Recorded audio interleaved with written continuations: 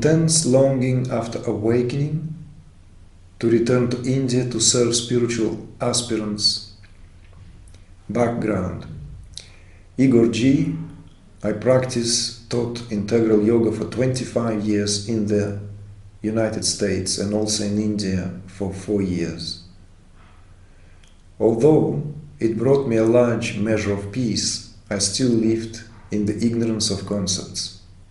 These concepts perhaps were of high quality, yet still concepts. On August 8, 2015, I received Shaktipat from a guru I barely even knew of. A big hit on the head. For the past year and a half, I sat in the midst of silence, observing Kundalini Ma rip through the form like a tornado. She cleaned house like a team of strong horses, literally ripping out vasanas and samskaras. I surrendered to the intense pain, the crazy-looking feeling kriyas, and the subsequent washing out of the ashes she left in her divine wake. Peace has become my constant state. I now have intense longing to return to India and open a healing center for aspirants who still suffer and have no understanding of what is happening to them. It was your teachings that so beautifully explained the process to me.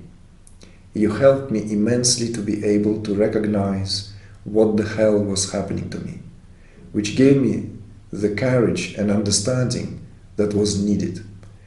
I am now in process of wrapping up life in Virginia to return to beloved India. Question. Do you have any suggestions for me to assist in manifesting this heartfelt desire to serve in this way? Jai Shakti Kundalini.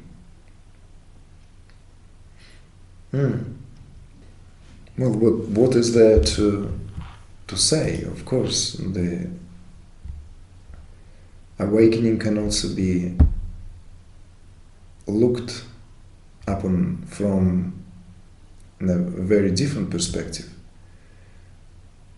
In, I'd say 70%, maybe more, cases when spiritual teachers, even really capable, let alone awakened ones, when we, I say myself including, when we speak of awakening, we mostly speak from that perspective of the existential quest for happiness, which comes, of course, first from the perspective of this suffering individual, of this individuality which seeks its way into a greater peace, greater clarity, greater connectedness, greater everything, into the field of where all these limitations no longer have their sway and we no longer live in a contracted state of awareness but live in freedom from all the conditionings.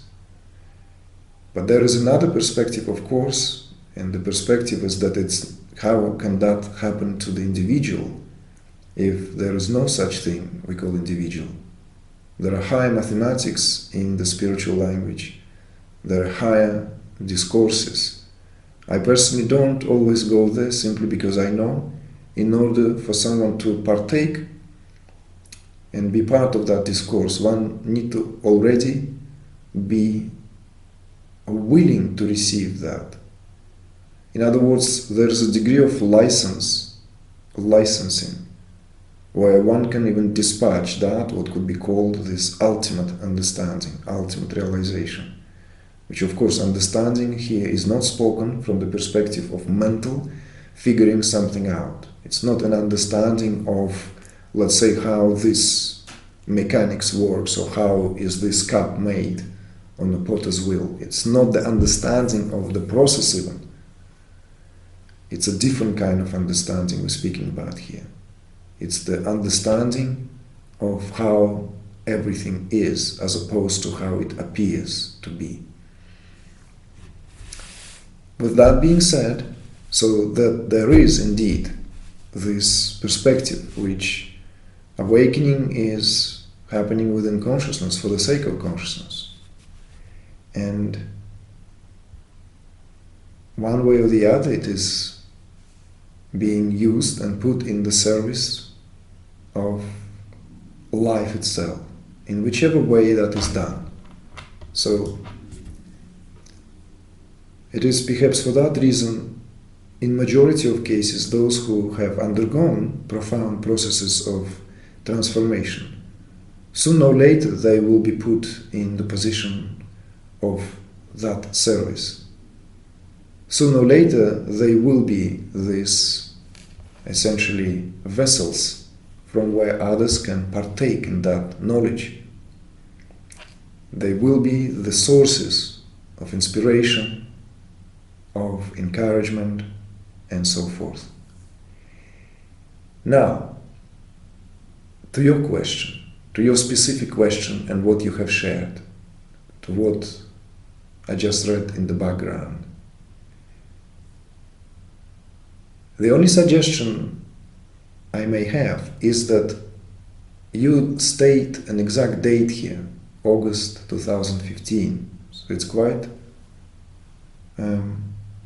recent, I would say, by my understanding. Recent in the sense that it's happened not that long ago. It happened, what, a year and a half? Something like that. A year and a half. Yes, it's enough time for some really big processes to take place. Again, time here is always relative. I've seen people going through the process itself within weeks, and it's very intense. It happened to myself when the process went like just as you were describing, and the higher states of consciousness were experienced before I even knew anything about them. But there is still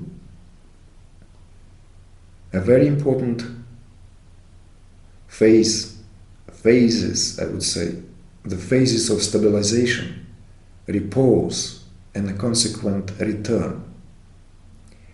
And that, biologically speaking, takes longer than a year and a half.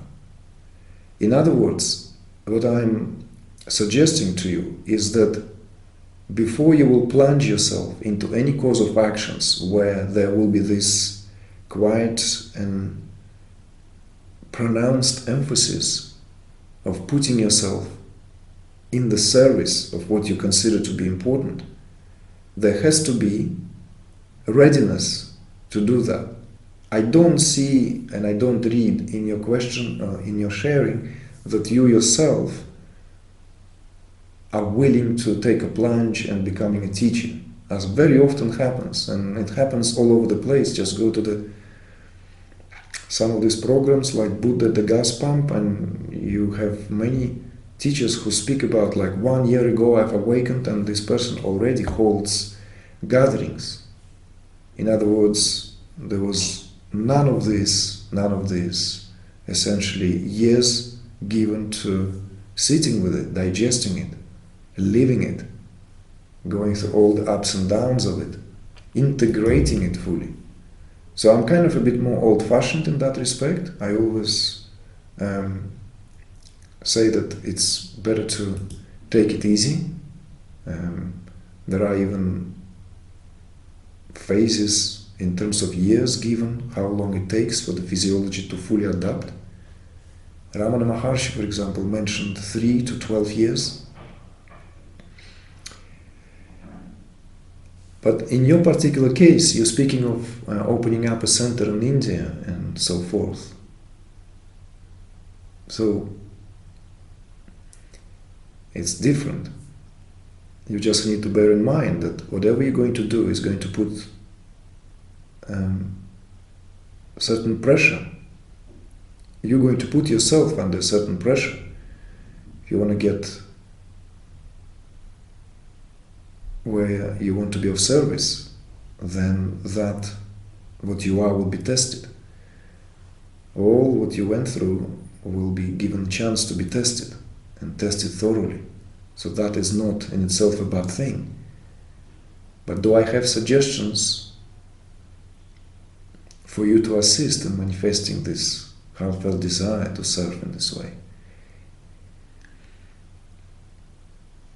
My only suggestions is to take each step as it comes and really prepare the grounds of whatever you do so that you don't jump into anything. There are a possibilities that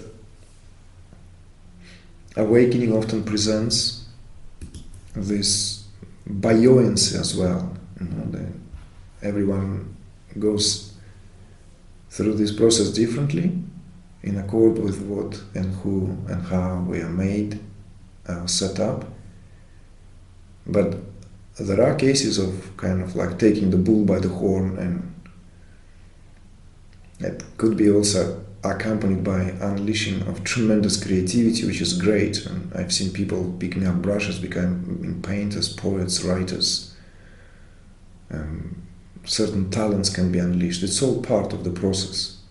It is not for the sake of it. It's just something unleashed. Something was stressed in the system and was not able to express itself. And these stresses are being removed, and suddenly this creativity, like a fountain.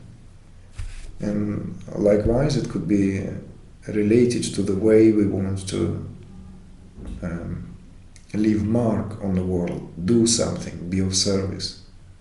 You need to clearly understand where and which part of you coming from that desire of being of service.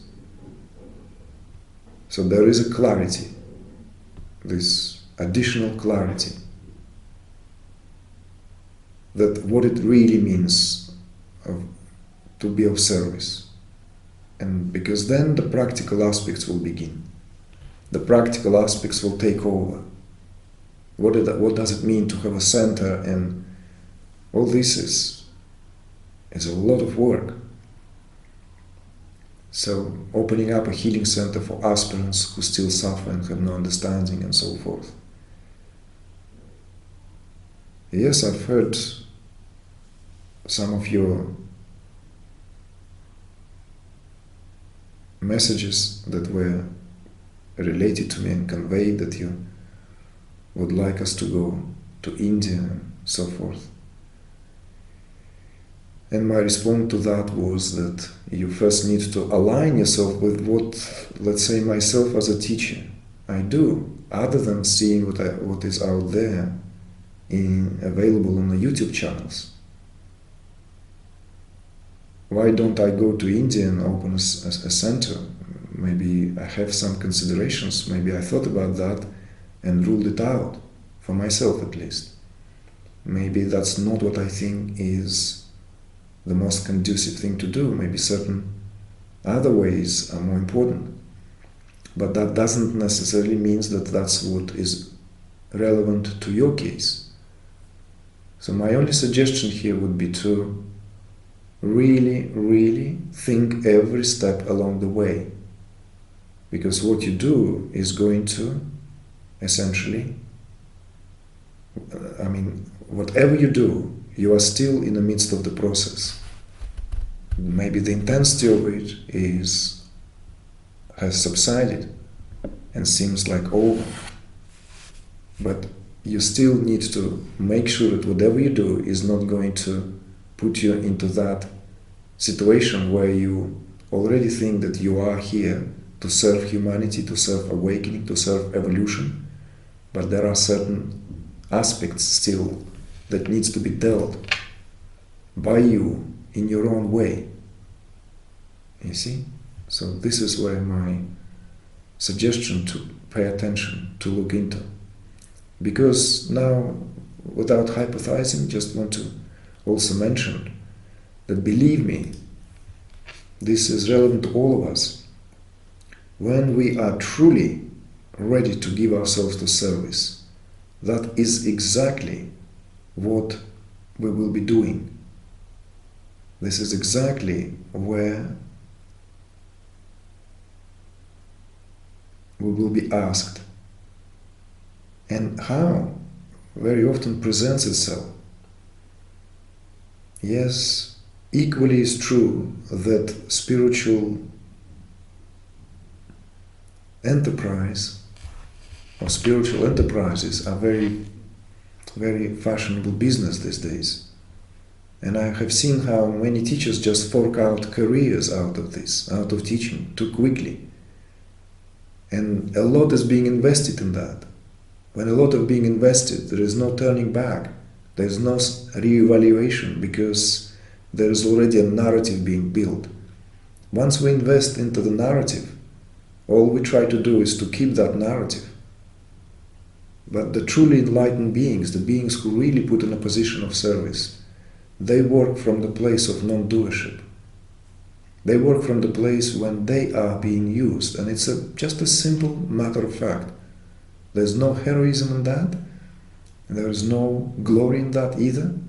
It's a simple job, just like a doctor goes every day and does his or her work, seeing patients. In the same way, many spiritual teachers work, the true, really worth their salt. But opening up a center, it's a noble thing to do. So we wish you all the best of luck, and our blessings are with you. So keep us, as it were, in the loop of how it goes, and let's see, perhaps we'll pay you a visit one day.